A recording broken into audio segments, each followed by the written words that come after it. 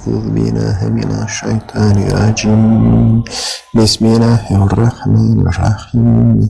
Assalamu alaikum a todos os irmãos e irmãs. O texto base de hoje é do livro Oceanos de Misericórdia, livro 2. Genazim diz: aquele que faz o que agrada ao seu nafs, ego, não pode alcançar as estações dos auliá. Então, nós temos vários estudos sobre o ego e temos também alguns sobre auliá. Auliá são os amigos próximos, amigos íntimos de Allah subhanahu wa ta'ala, Deus glorioso e exaltado. Continuando, quem está olhando para o prazer de seu Senhor e deixando o prazer de seu ego, pode alcançar todas as estações na presença divina. Temos estudos sobre as estações espirituais e sobre a presença divina. Quanto mais você tenta agradar ao seu Senhor, mais você estará melhorando.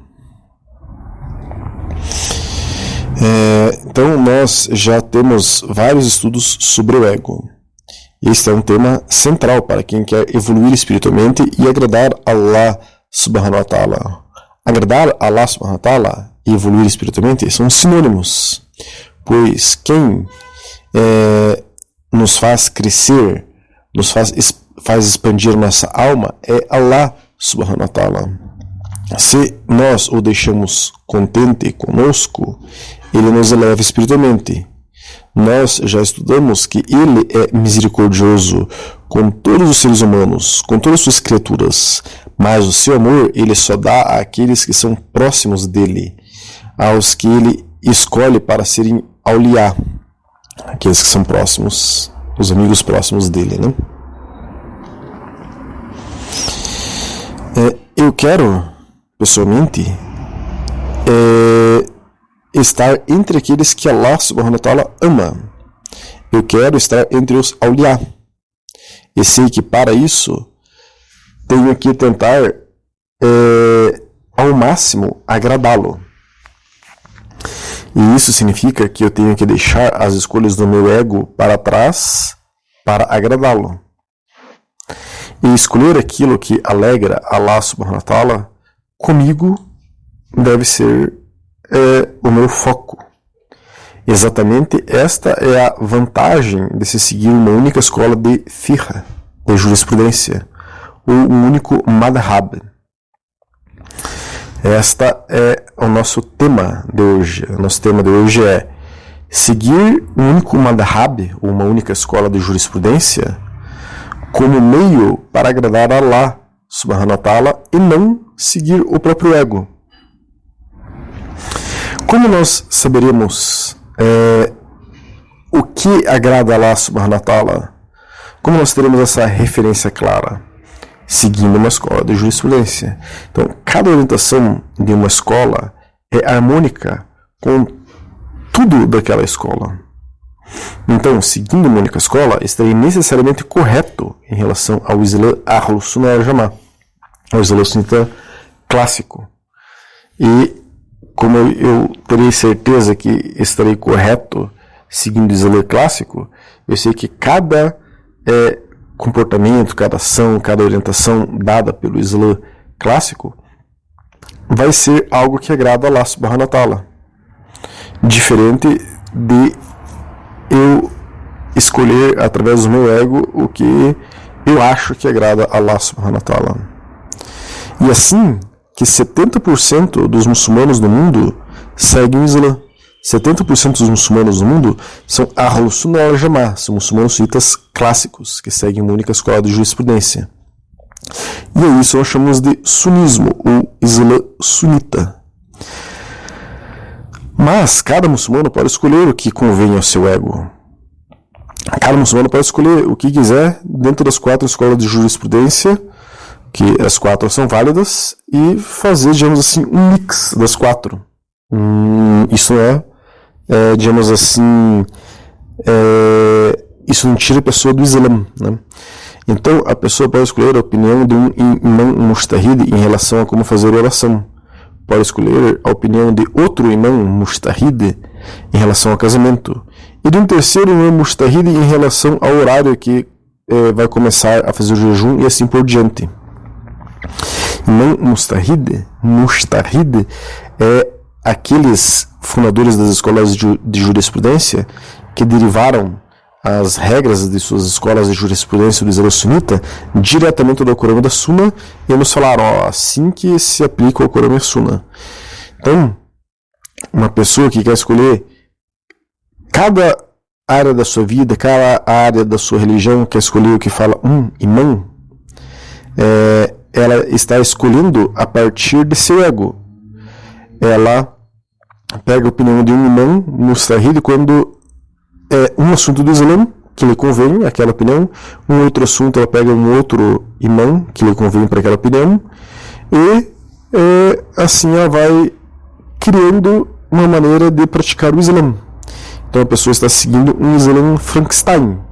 O Frankenstein, né? Ela é um Islã só dela, que ela está criando, pois ela segue em cada detalhe da sua vida cada escola de jurisprudência, cada escola que lhe convém.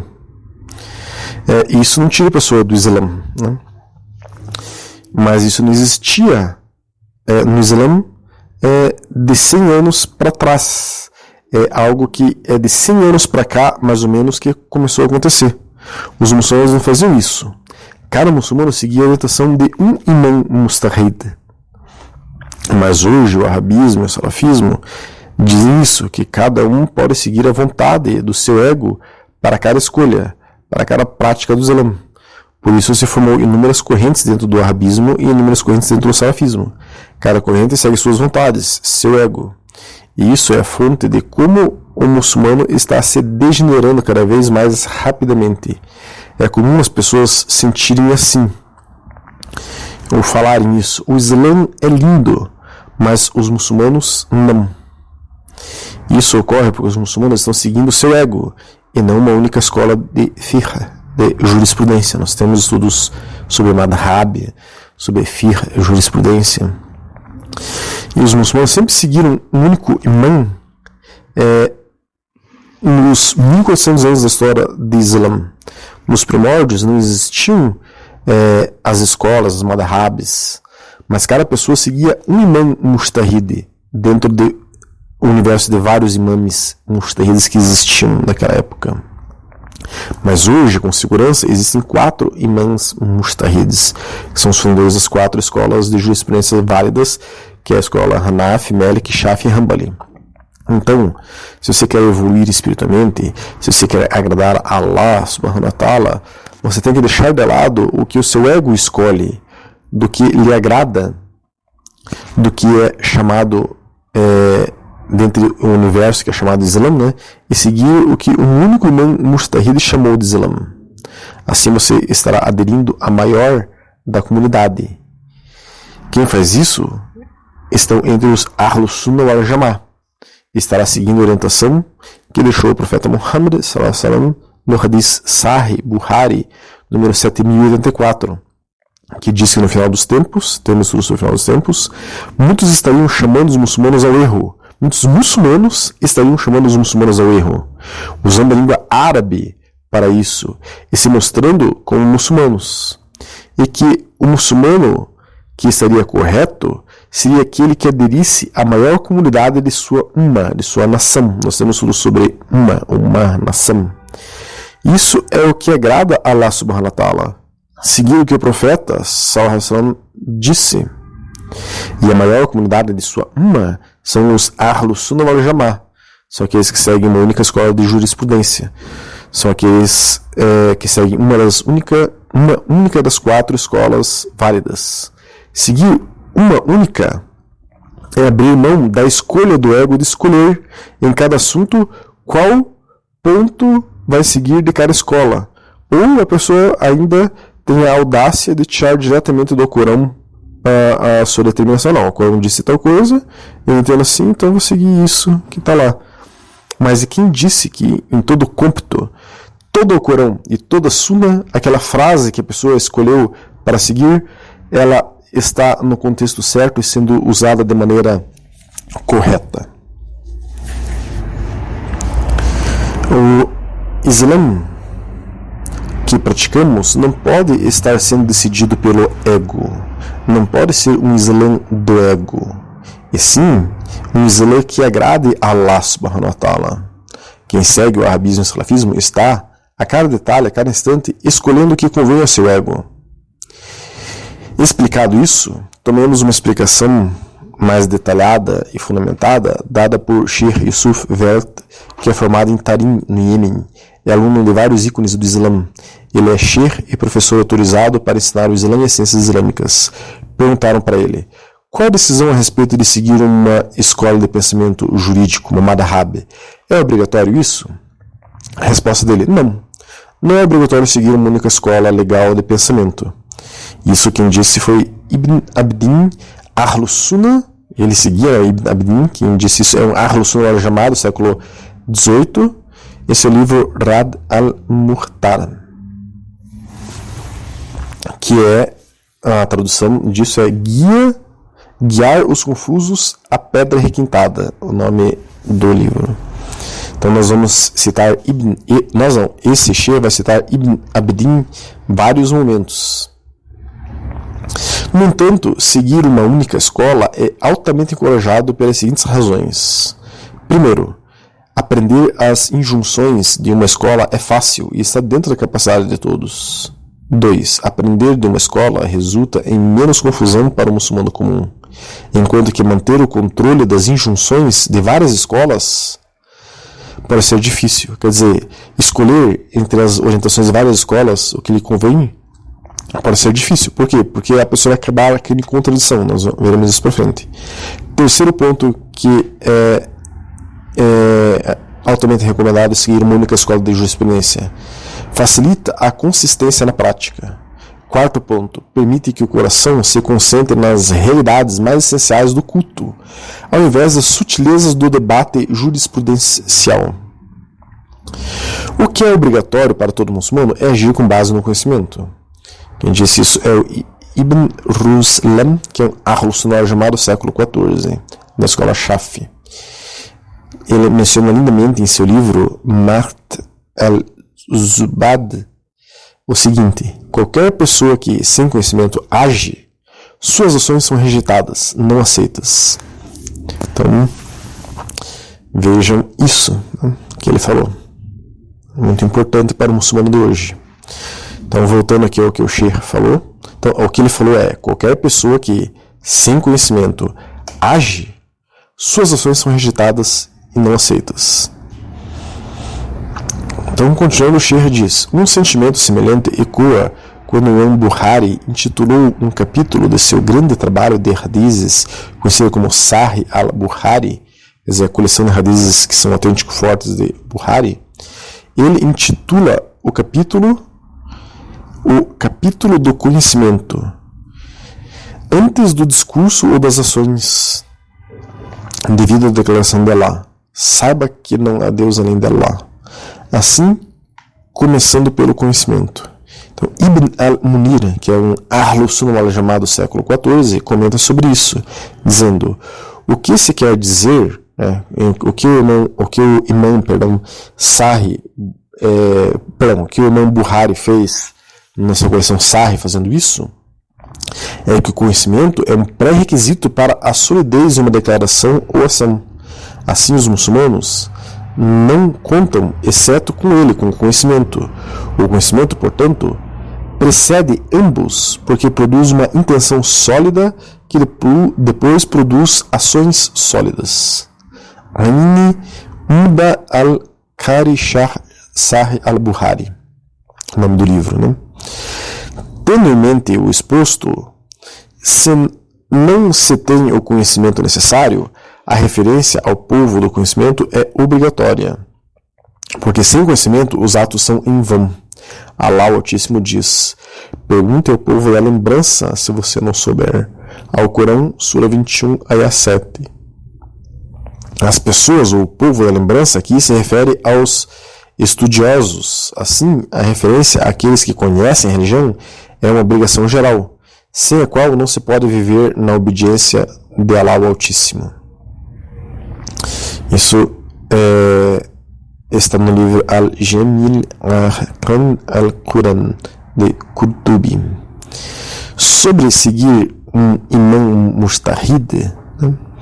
que atualmente isso significa seguir uma madhab ou uma escola de fiqh, de jurisprudência, o Sheikh fala: o que é necessário para cada muçulmano é que seus cultos e práticas sejam baseados nos ensinamentos de um imã mujtahid válido, seja ele quem for. Ibn Abdin, esse Ahlus Sunnah do século XVIII, né, em seu livro Rad al-Mukhtar, orientação para que os confusos cheguem à pedra preciosa, nos primeiros séculos do Islã não existiam apenas 4 imames, ou 4 escolas, ou 4 madhabs. Haviam muitas madhabs, muitos madhabs ou muitas escolas. Assim, se o muçulmano estivesse vivendo naquela época, ele poderia ter seguido qualquer imã de sua escolha, mas seguiria um único imã de sua escolha. Entretanto, devido a muitos dos princípios e regras dos primeiros imames estarem perdidos e não estarem adequadamente codificados, então muitas coisas que os primeiros imames, mujtahids, escreveram está perdido hoje em dia. Apenas 4 imames mujtahids são reconhecidos como válidos: Imam Abu Hanifa, Imam Malik, Imam Shafi e Imam Ahmed bin Hanbal, que Allah esteja satisfeito com eles. Só esses 4 imames permanecem como orientações que não foram perdidas, que são válidas. Dito isso, é prerrogativa dos muçulmanos seguir qualquer um dos 4 imames nesse momento. Mas é sobre fazer combinações entre as 4 escolas. Isto é, seguir uma coisa de uma escola, seguir outra coisa de outra, como fazem os Wahhabis e Salafis. O Sheikh diz que deve-se ressaltar que se deve seguir uma das 4 em cada detalhe da lei islâmica, e não, ao invés disso, hipoteticamente falando, seguir a escola Hanafi em transações comerciais e a escola Shafi nas adorações, por exemplo. Dito isso, é proibido escolher se alguém o faz simplesmente buscando opiniões convenientes baseadas em seus desejos. Isso é por necessidade. Então, abrindo parênteses aqui, ele está dizendo exatamente o que o Sheikh Nazim disse lá em cima, que as pessoas não podem seguir os desejos do seu ego, escolher as coisas de acordo com o seu ego. Isso é proibido. Elas não podem ser escolhendo o que lhes convém. Então, B. E essa foi sobre misturar as 4 escolas, essa foi a resposta A dele, agora vai falar a resposta B. De tal forma que a combinação de escolas leva a uma contradição em relação à validade da ação. Isso é conhecido como talfiq. Quem disse isso, então, foi esse Sheikh do século XVIII, né, que nós estamos estudando. Então, abrindo parênteses aqui para explicar talfiq com as minhas palavras, talfiq é uma junção, é um mix de várias decisões de várias escolas de jurisprudência e de fiqh para se chegar a uma orientação.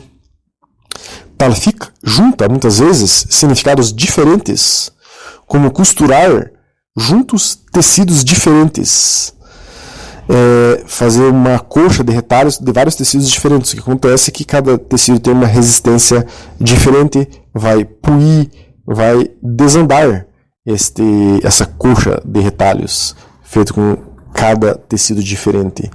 Então, a pessoa acaba diluindo as orientações corretas e chegando a algo falso. Isso é reformar o que está certo.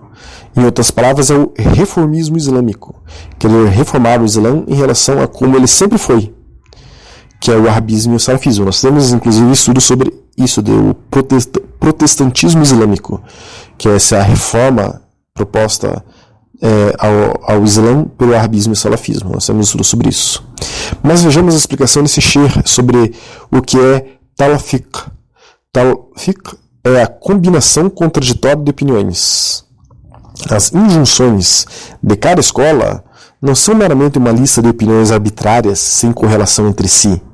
Ao contrário, cada escola jurídica se baseia em princípios fundamentais dos quais todas as injunções da escola derivam de forma congruente e harmoniosa.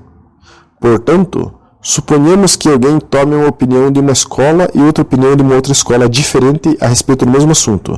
Por exemplo, oração, ou então sobre a caridade, ou então sobre o jejum, etc. Nesse caso, eles podem cair em uma contradição, talfiq. Um exemplo disso é um muçulmano hipotético, vamos chamá-lo de Zaid, que ele pretende rezar, fazer o salá, e realizar o wudu, a ablução, para fazer o salá. Depois que ele rezou a ablução, ele toca a pele de seu cônjuge e diz para si mesmo: segundo o imã Abu Hanifa, tocar o cônjuge não quebra o wudu. Depois disso, seu nariz sangra. Então ele diz, de acordo com o imã Shafi, sangrar não quebra o wudu. Então Zaid faz o salá. O wudu de Zaid e o salá dele, devido à combinação contraditória de opiniões, não são mais válidos de acordo com o imã Abu Hanifa, nem são válidos de acordo com o imã Shafi. Esse tipo de combinação é proibido e pecaminoso. Chama fisq. Daí ele cita que quem disse isso é esse próprio imã aí do século XVIII que nós citamos, que nós falamos que seria citado várias vezes durante esse estudo. Por que existem opiniões diferentes? É uma declaração bem conhecida entre os estudiosos do Islã que as diferenças de opiniões válidas entre os estudiosos são uma fonte de misericórdia para a comunidade muçulmana. Devido à vasta natureza multicultural do mundo muçulmano, os muçulmanos do mundo inteiro diferem em suas circunstâncias específicas. Isso não se aplica apenas a um nível comunitário ou global, mas até mesmo indivíduos dentro de uma sociedade homogênea podem ter circunstâncias extenuantes únicas. Alguma coisa limitante para aquela pessoa, né? Em outras palavras. Dito isso, se eles tivessem sido obrigados a aderir apenas à sua escola de jurisprudência específica, isso poderia se revelar indevidamente difícil para eles. Em contraste, é estabelecido textualmente que dificuldades indevidas devem ser evitadas. Considere a declaração de Allah Altíssimo. E ele, Allah, não colocou sobre você nenhuma dificuldade indevida na religião. Alcorão, Sura 22, Ayat 78. Por outro lado, se lhes fosse concedida uma dispensa de outra escola, que não a que ele segue, isso eliminaria as dificuldades resultantes, cumprindo os propósitos superiores da religião, facilitar a adoração do Criador para os muçulmanos. Note-se que nenhum muçulmano deve se prescrever a si mesmo uma dispensa de outra escola. Então, aqui que a gente abre um parênteses. A pessoa que segue uma única escola de jurisprudência, ela vai seguir tudo de uma única linha, digamos assim, e ela vai estar correta. Mas pode ser que ela chegue em algum momento que tenha alguma coisa que lhe seja impossível. Daí, ela não pode escolher por conta do seu próprio ego, como fazem os wahhabis e salafis. Não gostei disso daqui do imã Hanifa, eu vou pular para o imã Shafi. Vou fazer o que o imã Shafi diz. Então, o Sheikh diz que, ao invés disso, as pessoas devem consultar um estudioso. Fazer isso diminui a possibilidade de buscar decisões por mera conveniência. Também evita que o muçulmano comum faça julgamentos incorretos. Então, explicando novamente, se uma pessoa é Hanafi, como nós, mas tem uma dificuldade em cumprir algo que a escola determina, então ele não pode pular para a regra de outra escola, por seu bel prazer, por desejo do seu ego, mas ele deve consultar um Sheikh Hanafi, expor sua dificuldade, e o Sheikh pode dar uma alternativa de outra escola. Assim, uma outra pessoa dando uma alternativa de uma outra escola, baseado no conhecimento daquela pessoa, que é um conhecimento, um sheikh que tem um amplo conhecimento daquela escola que aquelas pessoas estão seguindo, então isso evita que a pessoa se autotrapaceie, evita que a pessoa caia em talfiq, em amálgama, em mix das escolas. E o Sheikh continua falando: declarações dos estudiosos a respeito da adesão da uma única escola. Estudiosos da Hanafi, como o imã Ibn Abdin, que é esse Ahl Sunnah wal Jama'ah do século XVIII, né, que nós estamos estudando, ele afirma, então ele menciona que alguém deva aderir apenas a uma única escola, como o imã Abu Hanifa ou o imã Shafi dizem. A opinião é que essa pessoa deve continuar a aderir a essa escola. Então, alguns estudiosos da Madhhab Shafi, como o imã Nawawi, cita Abu al-Fath al-Harawi, um contemporâneo do imã Shafi, O Imam Shafi, ele viveu no século 8, então ele está entre as primeiras gerações dos muçulmanos. Então, este contemporâneo do Imam Shafi disse o seguinte: a opinião da maioria de nossos companheiros, isso é, dos estudiosos da escola Shafi do século 8, é que o muçulmano comum não está vinculado a uma única e particular escola jurídica. Se eles encontram um imam mustahid que eles seguem. Então veja, lá naquela época, isso é do livro Nawawi, do livro Rauda al-Talibin wa Umda al-Muftin. Então o que esse contemporâneo do Imam Shafi, do século 8, está dizendo? Que lá no começo do Islã, nos primórdios do Islã, os muçulmanos comuns não precisavam estar vinculados a uma das 4 madhabs atuais, mas eles tinham que necessariamente seguir um único imam mustahid. Naquela época existiam vários imãs mustahids, que eram líderes religiosos que tinham conhecimento e autorização para derivar leis diretamente do Corão e da Sunna. Hoje, só se tem os 4 imãs mustahids das 4 madhabs, das 4 escolas de jurisprudência, como o válido. Então, se hoje nós fôssemos seguir um único imam mustahid, então teríamos que seguir uma das 4 escolas do Islã sunita clássico. Então, essa é uma prova, Imam Nawawi, que é muitas vezes um sábio que os wahhabis e salafis se utilizam, de que sim, antes se seguia um único imam mustahid no começo do Islã. Então, o Sheikh conclui sua resposta dizendo o seguinte: alguns estudiosos, tanto passados como contemporâneos, declaram que seguir uma única escola jurídica específica como uma obrigação. Isso, no entanto, não é opinião majoritária, não é obrigação fard, mas é altamente recomendado. Então, assim acaba a fala dele, explicando, não é fard para o muçulmano seguir uma única madhab, uma única escola de jurisprudência.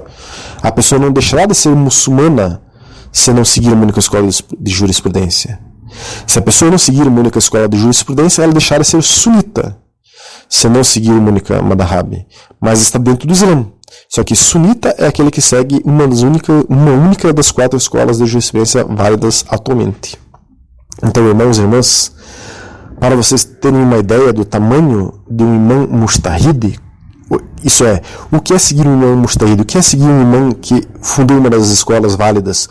Ou um imam que era daquela época, que não tem mais uma escola válida dele, mas as pessoas seguiam. É uma pessoa que pode derivar diretamente do Corão e da Sunna. Isa, Jesus, alaihi quando voltar, será um imam mustahid. Ele derivará diretamente do Corão. Mas Isa, Jesus, alaihi foi ou é um profeta. Né? Então, ele está na categoria de imam mustahid. Nós temos estudo sobre o retorno de Jesus, alaihi. Mas cada wahhabi e cada salaf se considera um imam mustahid. E diz que não se precisa seguir uma escola de madhab. Será que cada wahhabi, cada salaf tem a mesma grandeza de conhecimento da vontade do que agrada a Allah subhanahu wa ta'ala do que Jesus, alaihi salam? É claro que não. Por isso que seguir uma madhab é a chave para a evolução espiritual. E seguir o ego é a chave para a estagnação ou degeneração dos muçulmanos, como tem acontecido cada vez com maior rapidez. Que Allah subhanahu wa ta'ala nos mostre o que lhe agrada e nos coloque entre aqueles que lhe ama. Assalamu alaikum wa rahmatullahi wa barakatuh.